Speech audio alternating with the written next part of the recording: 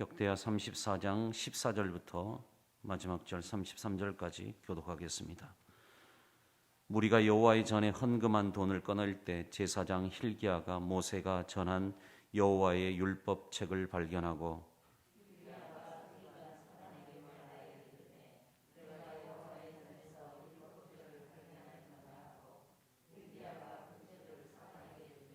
사반이 책을 가지고 왕에게 나아가서 복명하여 이르되 왕께서 종들에게 명령하신 것을 종들이 다 준행하였나이다.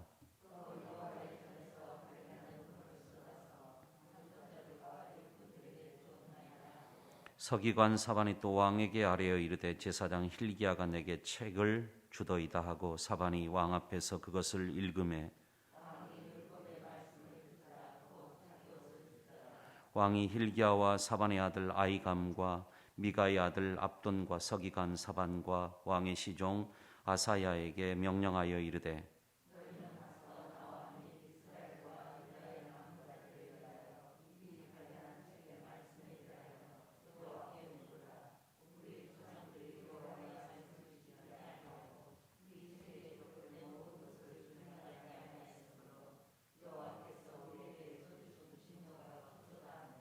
이에 hil기야가 왕이 보낸 사람들이 여선지자 훌다에게로 나아가니 그는 하스라의 손자 도갓의 아들로서 예복을 관리하는 살룸의 아내라 예루살렘 둘째 구역에 살았더라. 그들이 그에게 이 뜻을 전하매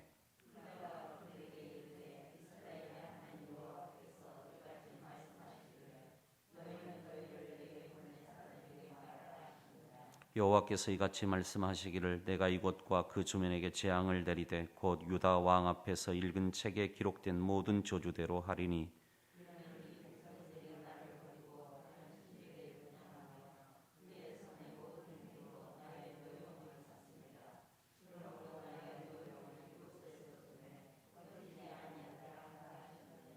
너희를 보내어 여호와께 묻게 한 유다 왕에게는 너희가 이렇게 전하라. 이스라엘의 하나님 여호와께서 이같이 말씀하시기를 내가 들은 말을 의논하건대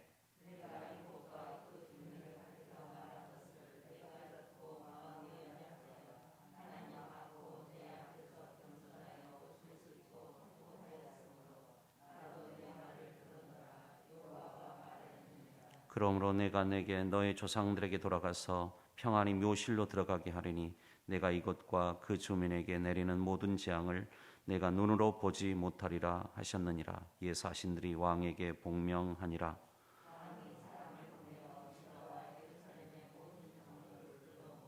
여호와의 전에 올라가매 유다 모든 사람과 예루살렘 주민들과 제사장들과 레위 사람들과 모든 백성이 노소를 막론하고 다 함께 한지라. 왕이 여호와의 전 안에서 발견한 언약책의 모든 말씀을 읽어 무리의 귀에 들려주고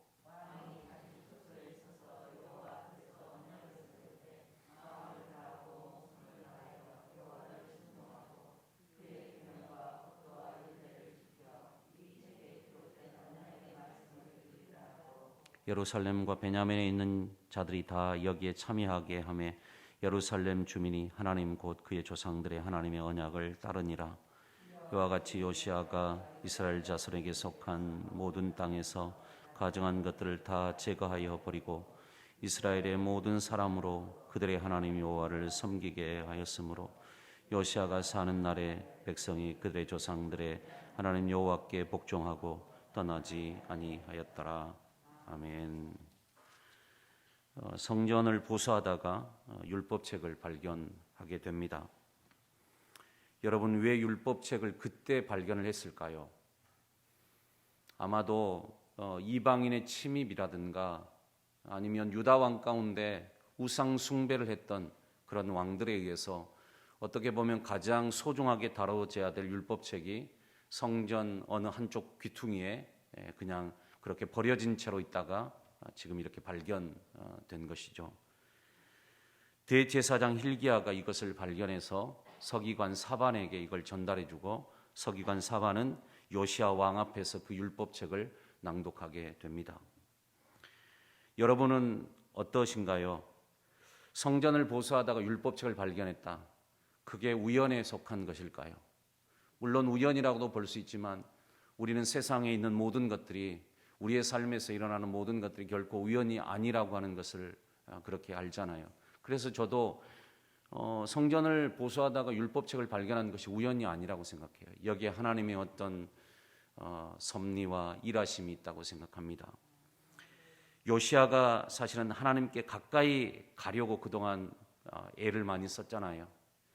그래서 나라에 있었던 여러 가지 많은 우상들을 다 제거하고 또 성전을 보수하고 우상을 다 깨뜨려서 빻아서 가루로 만들고 이런 종교개혁을 단행하게 됐습니다. 어쩌면 하나님께서는 그의 이런 마음을 아시고 하나님께 내가 조금 더 가까이 가려고 하는 이 요시야의 마음을 하나님께서 아시고 이 은혜를 베풀어 주시지 않았을까. 이거는 일종의 선물이라는 생각이 들어요. 이 율법책을 발견한 것은 그래 너가 참 애를 쓴다. 내가 너의 길을 축복한다. 내가 너와 함께 하겠다라고 하는 어떤 하나님의 사인으로서 율법책을 그로 하여금 발견하게 하지 않았을까 그런 생각이 듭니다. 요시야는 이제 이 율법책을 발견함으로써 그가 지금까지 추구해왔던 모든 개혁에 더욱더 박차를 가하게 됩니다. 저는 이것이 매우 중요하다고 생각해요.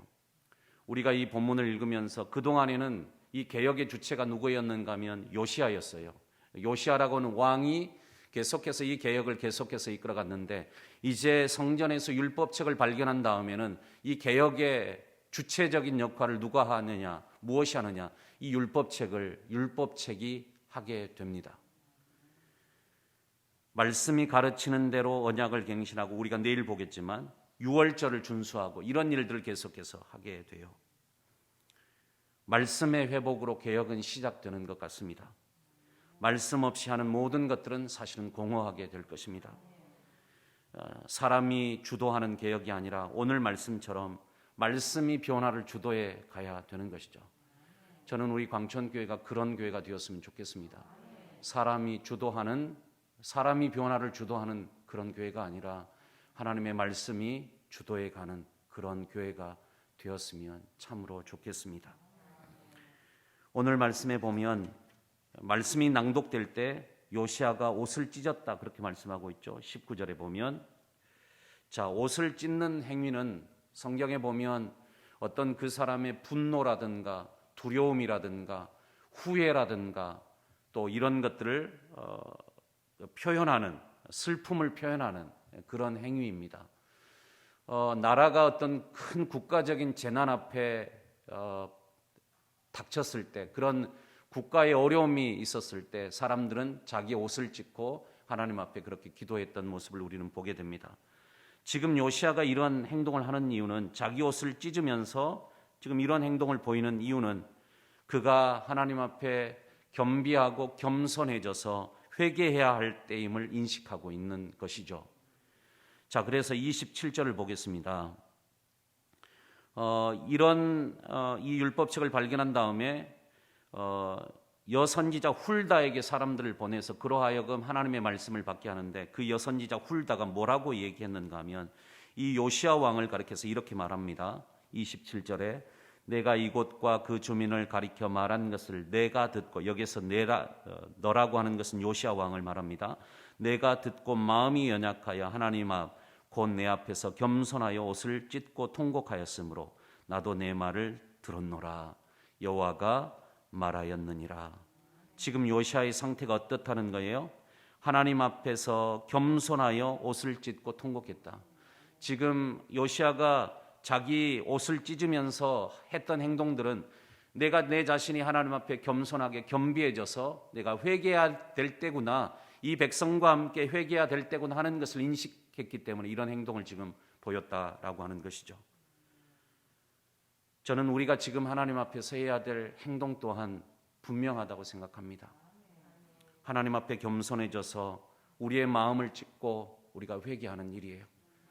왕으로부터 시작해서 온 백성까지 그렇게 했던 것처럼 저부터 시작해서 온 교회 성도들이 함께 하나님 앞에 겸손하게 우리의 마음을 하나님 앞에 찢고 회개하는 일들이 우리 가운데 일어나야 하겠다, 그렇게 생각합니다.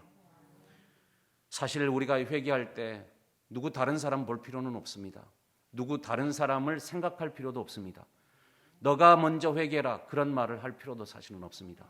어느 누구도 다른 사람 볼 것 없이 내가 하나님 앞에 너무나도 부족한 죄인임을 우리가 고백하고 하나님 앞에 나아가야 하겠습니다. 하나님께 진정으로 마음을 토하며 회개할 때 하나님께서 우리들에게 긍휼을 베풀어 주실 것을 믿습니다.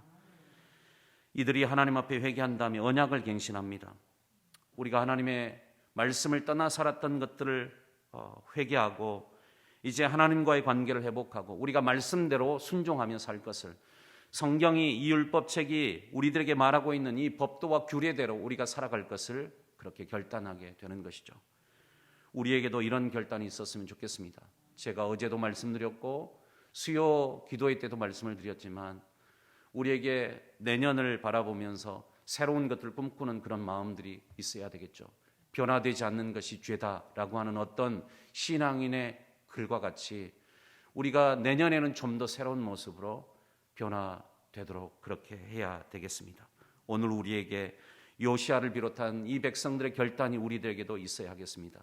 하나님과의 관계가 회복되고 말씀대로 순종하고 나는 말씀을 지키면서 살아갈 것이다 라고 하는 결단이 우리 가운데 있었으면 참 좋겠습니다. 그런 우리 성도님들이 되기를 간절히 축복합니다.